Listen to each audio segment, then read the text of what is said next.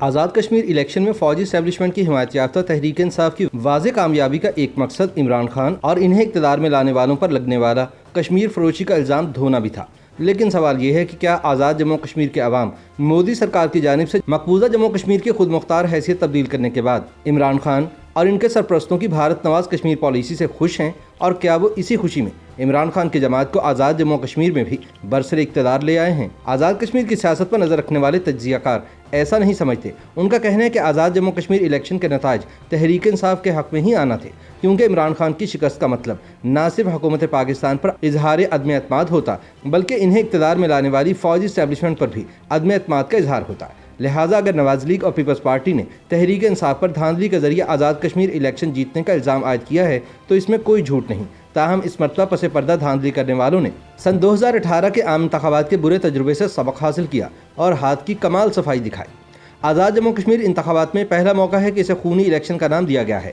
کیونکہ پہلی مرتبہ اس وسیع پیمانے پر لڑائی، جھگڑے اور ہنگامہ آرائی کے واقعات دیکھنے میں آئے، جن میں 2 لوگ مارے بھی گئے۔ ماضی میں بھی مختلف سیاسی جماعتیں آزاد جموں کشمیر کے انتخابات میں حصہ لیتی آئی ہیں، لیکن کبھی اس طرح کی خون آشام ہنگامہ آرائی دیکھنے میں نہیں آئی۔ ماضی میں اپوزیشن جماعتوں کے پیش نظر یہ حقیقت ہوتی تھی کہ وفاق میں جو سیاسی جماعت برسر اقتدار ہے، آزاد کشمیر میں حکومت بنانا اس کا استحقاق اس لیے بھی ہے کہ اسے فوجی اسٹیبلشمنٹ کی حمایت بھی حاصل ہوتی ہے۔ لیکن اس مرتبہ اپوزیشن کی دونوں بڑی جماعتوں نے ماضی کی اس روایت سے انحراف کرتے ہوئے جیتنے کے لیے یا پھر وفاقی حکومت کو ٹف ٹائم دینے کے لیے الیکشن مہم میں بھرپور حصہ لیا۔ اس کی ایک بڑی وجہ وفاق میں تحریک انصاف کی حکومت ہونا تھا، جس پر اپوزیشن کی دونوں بڑی جماعتیں مسلم لیگ نون اور پیپلز پارٹی سن 2018 کے عام انتخابات میں دھاندلی سے جیتنے کا الزام لگاتی ہیں اور وزیر اعظم عمران خان کو فوج کا سلیکٹڈ قرار دیتی ہیں۔ ویسے بھی گزشتہ چند ماہ سے ملکی سیاست میں جو واقعات اور پارلیمان میں جو مناظر دیکھنے میں آئے ہیں اور ضمنی انتخابات میں حکومتی جماعت کو جس طرح پے در پے شکستیں ہوئیں، ان کے باعث سیاسی ماحول میں خاصی گرما گرمی تھی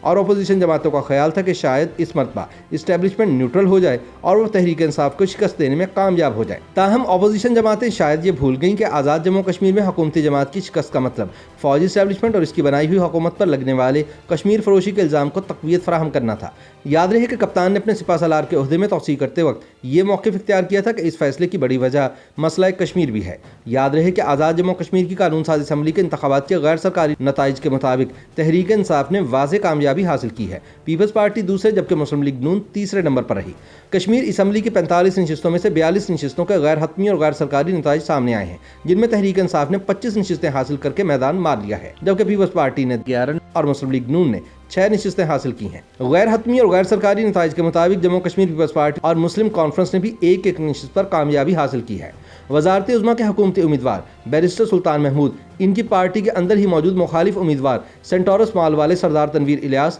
راجہ فاروق حیدر، سردار عتیق احمد، فیصل راٹھور اور سردار حسن ابراہیم سمیت کئی اہم رہنما الیکشن جیت گئے ہیں۔ پیپلز پارٹی اور مسلم لیگ نون کے کئی بڑے رہنماؤں کو شکست بھی ہوئی ہے۔ مسلم لیگ نون کی نائب صدر مریم نواز نے نتائج مسترد کرتے ہوئے اپنے ایک ٹویٹ میں کہا کہ میں نے تو 2018 کے الیکشن نتائج بھی تسلیم نہیں کیے اور نہ ہی اس جعلی حکومت کو مانا ہے۔ اس شرمناک دھاندلی پر ہمارا کیا لاہ عمل ہوگا، ہماری جماعت جلد فیصلہ کرے گی۔ مریم کا کہنا تھا کہ ریاست اور طاقت کے تمام سینٹرز اور دھاندلی کا یوں مقابلہ کرنا آسان نہیں۔ انہوں نے کہا کہ میں بالکل بھی مایوس نہیں ہوں۔ مسلم لیگ نون نے ایک دھاندلی زدہ الیکشن میں بھی بہترین مقابلہ کیا ہے اور شیم پیج کو بہت ٹف ٹائم دیا ہے۔ انہوں نے کہا کہ یہ ثابت ہو چکا ہے کہ کسی بھی منصفانہ الیکشن میں یہ نون لیگ کے سامنے کھڑے بھی نہیں ہو سکتے۔ دوسری جانب بلاول بھٹو زرداری نے بھی حکومت اور ریاستی مخالفین پر آزاد جموں کشمیر الیکشن میں دھاندلی کا الزام عائد کرتے ہوئے کہا ہے کہ اگر الیکشن آزادانہ اور منصفانہ ہوتے تو پیپلز پارٹی کشمیر میں اگلی حکومت بناتی۔ ان کا کہنا تھا کہ یہ نہیں کہا جا سکتا کہ آزاد جموں کشمیر کے عوام نے ایک کشمیر فروش کی جماعت کو آزاد جموں کشمیر کے الیکشن میں بھی کامیابی سے ہمکنار کرا دیا ہے۔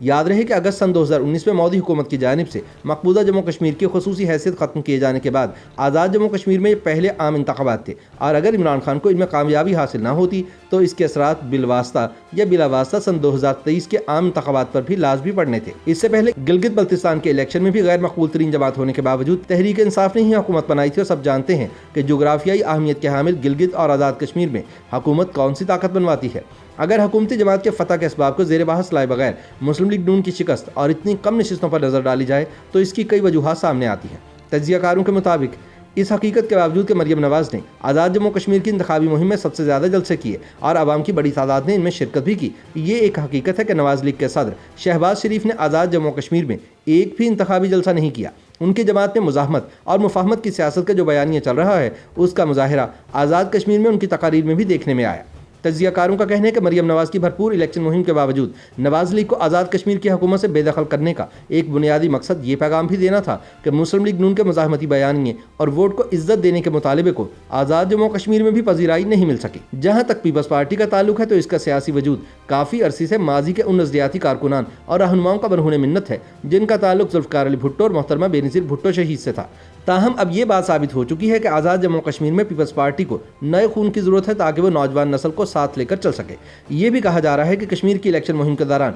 جس اچانک اور پر اسرار انداز میں بلاول بھٹو زرداری امریکہ روانہ ہو گئے اس نے کشمیری عوام میں کوئی اچھا تاثر نہیں چھوڑا۔ بلاول کی الیکشن مہم کے تسلسل کو آصفہ بھٹو قائم نہیں رکھ سکی، لیکن پھر بھی حکومتی جماعت مسلم لیگ نواز سے زیادہ سیٹیں حاصل کر کے پیپلز پارٹی نے آزاد جموں کشمیر میں اپنا بھرم قائم رکھا۔ تاہم اہم ترین سوال یہ ہے کہ آزاد جموں کشمیر الیکشن میں دھاندلی کی صورت میں مسلم لیگ نون نے اسلام آباد کے ڈی چوک میں دھرنا دینے کا جو اعلان کر رکھا ہے اس پر عمل کیا جاتا ہے یا نہیں۔ YouTube پر گوگلی نیوز دیکھنے کے لیے youtube.com کی سرچ بار میں googly news T V type کریں۔ گوگلی نیوز کے پیج پر سرخ رنگ کے سبسکرپشن والے بٹن پر کلک کرنا نہ بھولیے۔ YouTube پیج پر اپلوڈ ہونے والی ویڈیوز سے باخبر رہنے کے لیے بیل آئیکن پر کلک کیجیے۔ آپ کو ہر نئی ویڈیو کے بارے میں نوٹیفیکیشن موصول ہو جائے گا۔